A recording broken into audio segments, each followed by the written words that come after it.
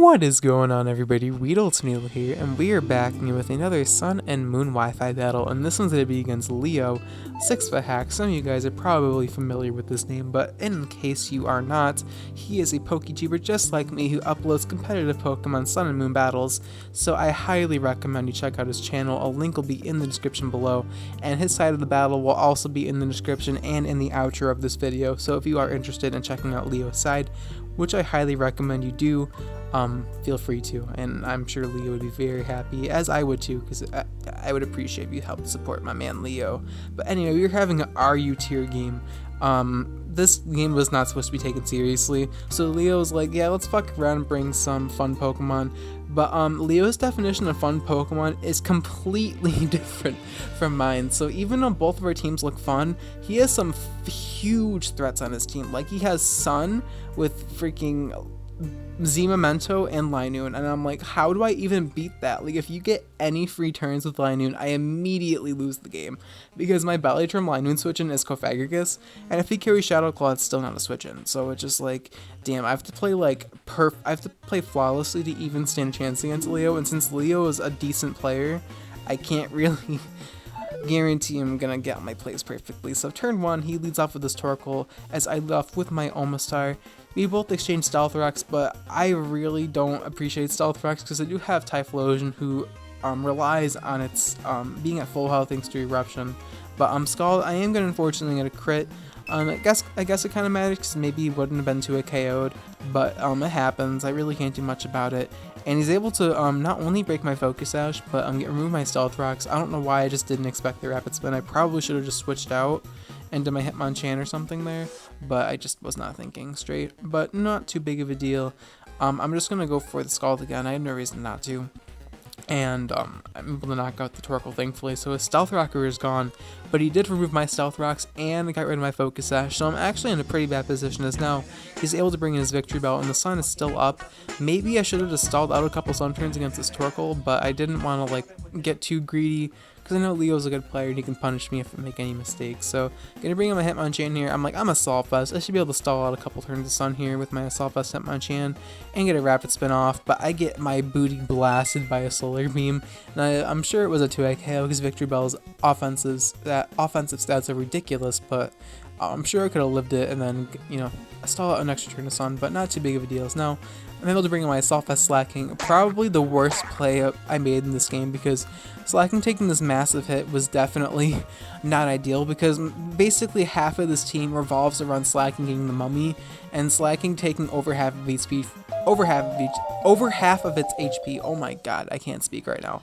I'm sorry. I had to wait till 3:25 in the morning to fucking narrate this battle, so I am too tired to care about my English skills, so I do apologize, but these are the drastic measures I'm forced to take to actually narrate without ridiculous background sound. So unfortunate, but not too much I can do about that. It's no, I guess I could move out, but I'm not in the position to do that yet, so whatever. Anyway, in comes Mega Glalie, and I don't really have a play because Leo can just punish me because of Truant, so he pretty much gets the freest spike of his life, as now I gotta bring in my Cofagrigus, and I'm like, okay, if this thing gets weakened at all, I pretty much lose to Linoone, but I have no switch into this thing, and I'm really hoping that he gives me I give him the Mummy with return. But he makes a really good play bringing in his Comfy here on the Will-O-Wisp. I kind of played in autopilot mode in this game, like Leo and I said.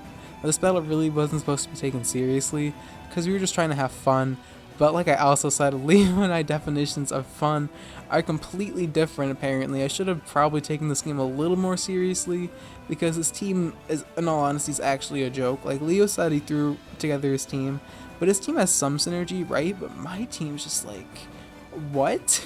But like, I guess like I shouldn't even like, that's what all my teams are though, so I'm complaining about it when I face a decent player, but this is like what I put myself through. So here he brings in this Linoone, and I'm like, oh, you sneaky dude, you thought you can get me with that? But he's just like, nah, I just threw out Zoroark, which happened to be disguised as Linoone, so I'm like, oh, I guess that works. But here he's gonna go for knockoff. I'm like, yes, activate my eject button so I can give you the Mummy, and then I can bring my Slacking and kill you and get Mummy. Yes. But yeah, unfortunately when you knock off the eject button, you are unable to actually be you know, ejected out. So that actually made me so mad. I'm like, yep, that's GG. It's literally GG. I'm like, okay, I lose to Linoone now. So yeah, Leo knows that now. So he's just gonna freaking fire off his Z move with no fear at all, because he knows that as soon as that Linoone comes in, he wins, because Linoone actually got buffed really. Okay, Linoone got indirectly buffed in this generation because the berries like the Figi, the Agave berry, the berries that heal for like 50% of your health now. It used to be like 15%, but now it's 50%. And it was those berries that have a chance to confuse you if you have like the wrong nature. But those berries that got buffed a lot, you need 25% of your health to use them, but with Gluttony, you only need 50% of your health. So with Linoone and Belly Drum, you have Gluttony, so you heal all your health back after your Belly Drum, which is honestly ridiculous. It's like Z Belly Drum's wet dream, which is just kind of ridiculous to think about. So here, I do knock out the work with the Scald, but now my Almost Star is extremely low. Not that it really matters, because I'm sure this Linoone carries Seed Bomb for Almost Star and Rock types in general. Or, yeah, Scald's not going to kill him, as now he's going to get the Agave Berry or the Figi Berry here, get all of his health back, and now he's able to go for the Belly Drum.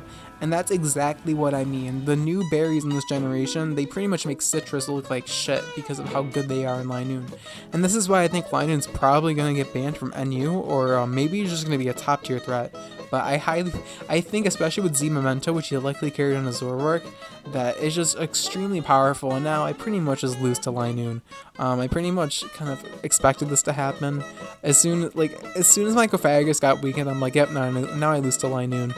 I kind of figured this was going to happen at Team Preview, that if I were to beat Leo, I'd either hacks him to death, or I'd have to play phenomenally. And since I didn't really have room to outplay, this game was extremely short. I think it was like under 20 turns, and that's a rare occurrence lately. So yeah, unfortunately, Belly Drum Linoone is going to clean me up here, but this just showcases how strong Belly Drum Linoone is. And I really wasn't originally going to post this game, but then Leo's like, yo, I'm posting this game, and I'm like, oh, we were posting this game. And so I'm gonna show you guys me getting bodied by a Linoone. But yeah, Belly Drum is a snowball-y-ass move, so it should be to be expected, really. I mean, we're going to lose to Leo, fair and square, but that was a pretty fun battle, Leo. I had a lot of fun. We should hopefully get a rematch, though, and we can hopefully have a more serious game, and we'll actually try hard a little bit. That'd be pretty fun, because Leo's actually really experienced. I think he won the UCL Season 2. I didn't really keep track of that thing, but that's a pretty incredible feat for a competitive player, so props to Leo, and it's not a surprise that I lost to him. And if you look at the team matchup, like, it was no surprise that I lost this game. But I hope you guys enjoyed that game. If you guys did, I highly recommend you hit that like button. It really means the world to me, and your guys' continuous support just keeps me inspired to upload. And definitely check out Leo's side of the battle. Like I said, a link to that will be in the outro of the video. And the question of the day is going to be, what Pokemon would you guys like to see me use in my future battles? Let me know in the comments down below, because I'm curious what you guys want to see me use. So if you have any spicy ideas, definitely let me know in the comments. But that's going to be the battle, guys. Thank you so much for watching, and I'll check you guys in my next video. Alright, peace.